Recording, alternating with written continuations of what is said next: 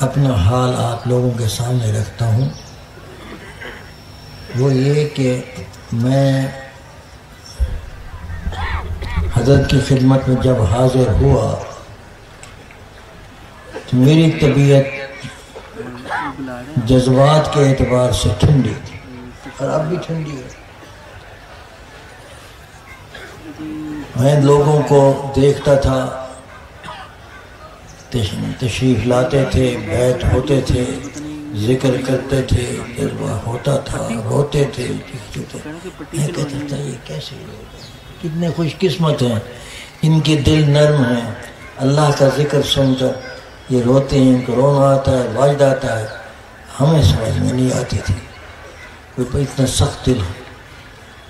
اور حضرت جب ذکر کی تعداد بتاتے تھے وہ بہت زیادہ بھی نہیں تھی، بہرحال میں کوشش بھی کرتا تھا، کچھ عرصہ چلتا پھر رک جاتا، پھر چلتا پھر رک جاتا، پھر اپنے آپ پہ بڑی پریشانی ہوتی تھی، اور کئی سال اس میں گزر گئے۔ حضرت رحمۃ اللہ تعالیٰ علیہ حال پوچھتے تھے، میں عرض کرتا کہ حضرت کوشش کر تو رہا ہوں، سمجھ میں نہیں آتا کہ کیا ہو رہا ہے۔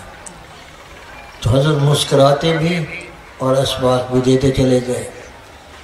ایک دن یہ مجھے سن یاد نہیں لیکن ہے ایسے ہی کہ جب کافی وقت آپ کے وصال سے پہلے کی بات ہے، میں دارالسلام حاضر ہوا تو حضرت رحمۃ اللہ تعالی علیہ نے فجر کی نماز کے بعد، اس وقت معمول تھا کہ حضرت کچھ بیان بھی فرما دیتے تھے، مراقبہ بھی ہوتا تھا، اس فقیر کو بھی حکم فرما دیتے تھے کچھ نہ کچھ نصیحت کر دو، کوئی بات کر دو، پتہ نہیں حضرت تربیت فرماتے تھے۔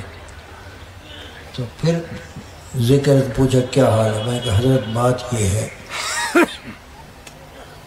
کہ طبیعت کھلی نہیں۔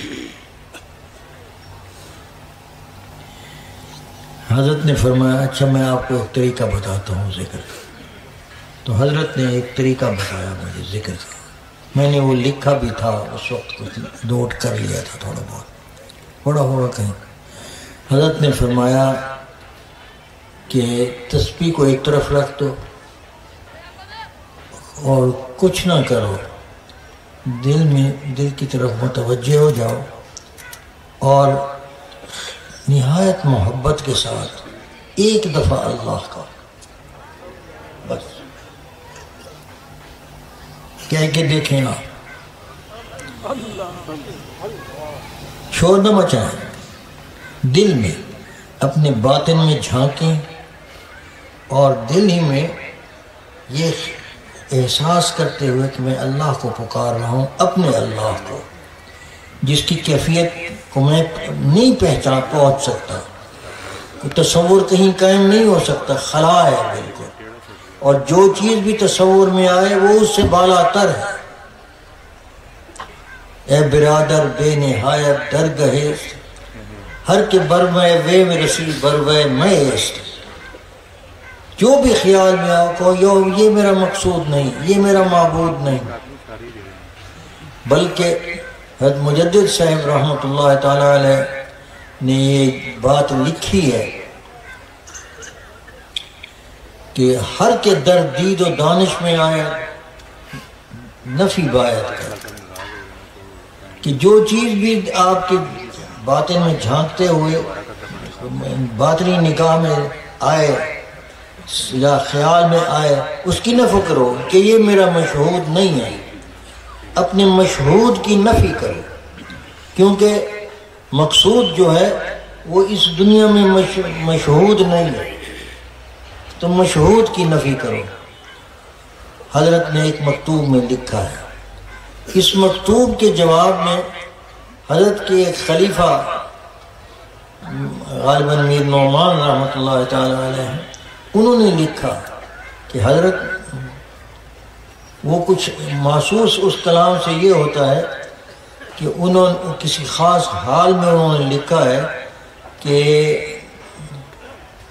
اگر مشہود کی نفی کرنی ہے تو کیا حضور صلی اللہ علیہ وسلم کہ مشہود کی بھی نفی کرنی چاہیے؟ یہ اشارہ. تو آپ نے فرمایا ہاں ہیں تو مخلوق ہی میں. حضور صلی اللہ علیہ وسلم مخلوق ہیں، تو اس سے یہ مفہوم ہوا کہ نفی کرنی چاہیے. ایک صاحب میرے پاس حاضر ہوئے، مجھے عرض کرنے لگے کہ حضرت نے یہ لکھا ہے تو اس کا کیا مطلب ہے؟ میں نے کہا اس کا بات سمجھو، مشہود کا تعلق مقام سے ہے. مشہود کا تعلق مقام سے ہوتا ہے. آدمی نیچے بیٹھا ہے، آپ یہاں ادھر نیچے بیٹھے ہیں اور آپ کا رخ اس طرف ہے. آپ کے سامنے جو چیز، جو منظر کھل رہا ہے وہ مختلف ہے جو میرے سامنے کھل رہا ہے. اور وجہ اس کی مقام، آپ بیٹھے دوسری طرف ہے، رخ دوسری طرف ہے. میں بیٹھا کچھ اوپر ہوں اور رخ دوسری طرف ہے. مجھے کچھ اور نظر آ رہا ہے، آپ کو کچھ اور نظر آ رہا ہے. تو مشہود کا تعلق مقام سے ہے. کیا رسول اللہ صلی اللہ علیہ وسلم کو جو اللہ پاک نے مقام دیا کسی کو نہیں دیا، لیکن کیا حضور کا جو مقام ہے اس میں مزید ترقی کی گنجائش ہے یا نہیں؟ سوال یہ ہے اس میں مزید ترقی کی گنجائش ہے کہ نہیں؟ نص ہمیں یہ بتاتی ہے کہ ہے. مزید ترقی کی گنجائش ہے. قرآن کی آیت ہے سجدہ کرتے جاؤ قریب ہوتے جاؤ، اور سجدہ حضور بھی کریں گے اور قریب تر ہوتے چلے جائیں. اور یہ بھی ارشاد ہے، حدیث میں آیا ہے کہ قیامت کے دن حضور صلی اللہ علیہ وسلم جو سجدہ کریں گے اور وہ سجدہ لمبا ہوگا، بہت لمبا ہوگا. حضور فرماتے ہیں کہ مجھے اس دن جو حمد کے صیغے، جو کلمات مجھ پر کھلیں گے وہ پہلے نہیں کھلے تھے، اس دن بتایا جائیں. تو معلوم ہوا کہ ترقی حضور کے حق میں بھی ترقی ممکن ہے اور ہوگی. جب ترقی ہوگی تو مشہود بدلے گا، ترقی ہوگی تو مشہود بدلے گا. البتہ مقصود محمد صلی اللہ علیہ وسلم جو ہے وہ ایک ہے، اور وہ مقصود معبود ہے. مشہود بدل سکتا ہے، مقصود اور معبود حضور کا ایک ہے. اور مقصود ہمارا معبود، ہمارا مقصود وہی ہے جو حضور کا ہے صلی اللہ علیہ وسلم، اور اس میں تبدیلی نہیں. مشہود مقام کے بدلنے سے بدل جاتا ہے، اس لیے اس پر ٹھہرنا نہیں چاہیے. یہ حضرت مجدد صاحب رحمۃ اللہ علیہ کی ایک تحقیق سمجھ میں آئی. تو میں نے جب حضرت رحمۃ اللہ علیہ کی صحبت میں میں عرض کر رہا تھا، اس ذکر کو شروع کیا اس طریقے سے، تو میں نے جب مجھے لذت محسوس ہوئی بہت زیادہ کہ ایک تسبیح چلاتے ہوئے زور زور سے اللہ اللہ اللہ اللہ اللہ اللہ اللہ اللہ کا خیال کرنا، یہ بھی ہے.